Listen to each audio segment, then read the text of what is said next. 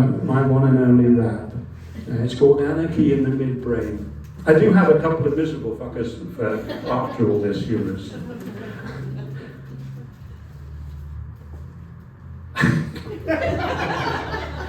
God, yeah. I spent 4 days without medication.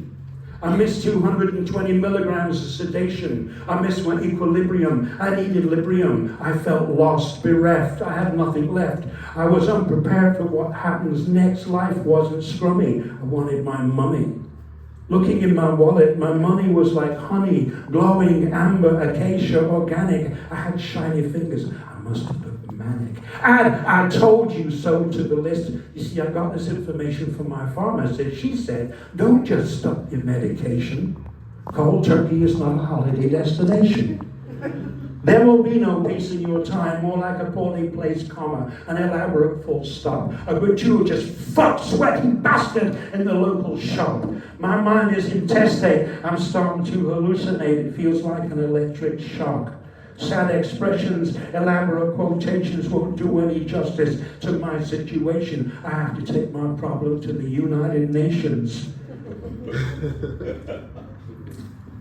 I looked in the mirror, my head was like a tank, swimming, idiotic, forgetful, amniotic, deciduous, unlicensed. Bill Stickers needs parental guidance. Behold the man without prescription. My category has an X certification. I got prison letters from my subconscious. There are dark black lines in every other sentence.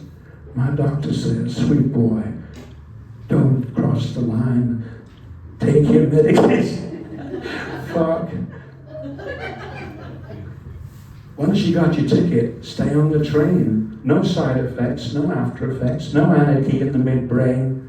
I love the way she smiles with her eyes. I love her small, neat frame. She has no white coat to remind me of the pain. She always calls me by my first name. I'm so ready for an invasive process. I want to get close to a state of undress. I'll become unwrapped in my eatable waste. I'll become the first psychotic to discover inner space, inner peace, in a nutshell. The rush of withdrawal is always the same. Anarchy in the midbrain.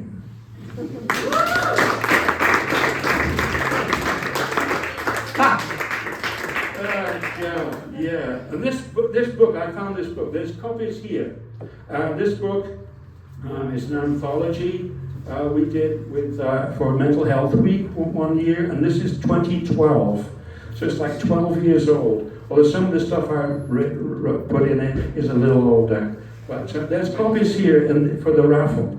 So anyway, this is see, I had a lot of illness in my life. You wouldn't think it to look at me. But it's true. I mean, I've been so fucking ill, it's unbelievable. It's a wonder I'm still alive, still standing up. This is about a sort of a stroke I had about 14 years ago or something. You know, what are you going to do? This is called piss and toothpaste. I've got pins and needles down one side. The right side, my best side, my dressed up for play side. Just enough to scare, just enough to make me believe. I may have to make morning tea with my left hand. Sweaty bones dance a splintered round, signals interrupted by excitable electricity, but it's only joyless, dissolute rhyme, stuck to poly-cotton pillows by a mixture of phlegm, piss, and toothpaste. I scribble stories from a kind of Alaska, splashing about with my usual Jackson Pollock incoherence, poly-cotton Pollock, reflecting nothing. My uncomplicated murderess dispatches flies, couplets, doublets, twins, who could tell? Faith returns. I'm stone, I'm flesh, an earthen sack against familiar shadows, rising again from dead terracotta sheets with more holes than a car park on a wet afternoon.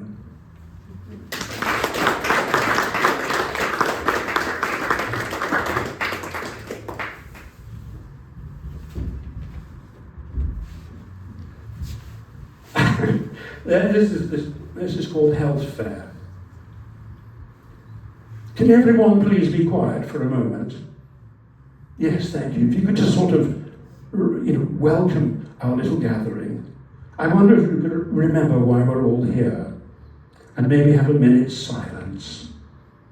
No, reading the paper does not count. Just to say that we have lots going on today. There's something for everyone. Fairyland Aromatica soaps and body wash for those with snotty children. Burmese singing bowls, they won't stop a bullet, but they might give a little bit of happiness while you're lying there dying. Stall number 26 is magnetic jewellery, so do be careful if you're in the tool shed wearing one of these things. Jamila hermetically sealed plimsoll will be doing Indian head and Chinese foot massage, suitable for those in a mixed marriage. Hillary is doing shih tzu. Oh, sorry, that's shiatsu. Is that with the Z? Thank you, Hillary. I actually thought it was Japanese for something unpleasant. Hillary has quite a nice stool. In the corner we have Bimbo, who was clearly inaudible and psychological. I think I might have got a little bit of a spelling incorrect there. For an absorbent amount of money, you can be in touch with those passed out. Passed on.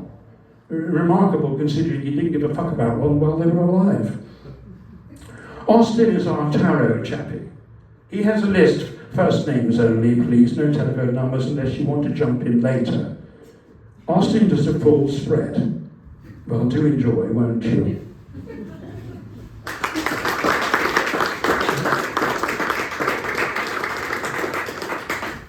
This is recent stuff. I've got loads more to go through at home. It's been quite fun.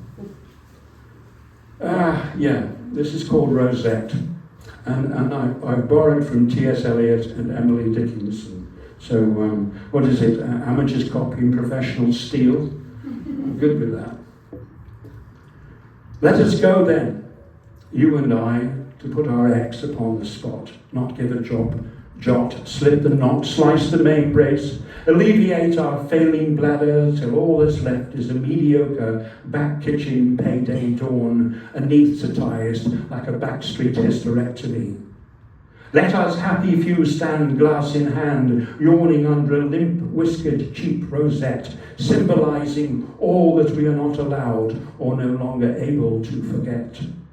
Tramp, tramp, tramp, by the lamp-lit damp ship's soft shoe shuffle, unrelenting kerfuffle.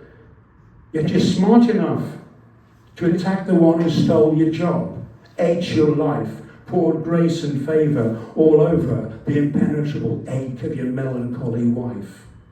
Tell us, in no uncertain terms, it's them, with their rowing boats, at each other's throats, down among the dead men, several in the bed men, cutthroat corner shop, open all hours like goats to ritual slaughter. It's not us, with our pies and a decent pint, down the rabbit hole to Ruskin's Harbour. We sing for a supper we can all afford, prayers answered. Well, they would be. We're not drowning our families to beg and slit the bellies of gentle souls reared on Coronation Street's piss-pot fraternity. All are safely gathered in.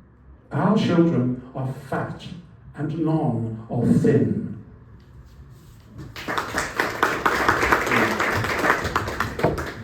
I learned recently that Elizabeth Windsor, you can tell I'm not a royalist, right? I say that's not a fucking royalist. Don't know what I'm listening to him for. Anyway, so she liked Bath Olivers, chocolate Bath Olivers apparently. Anyway, so this is called Dipping Bath Olivers.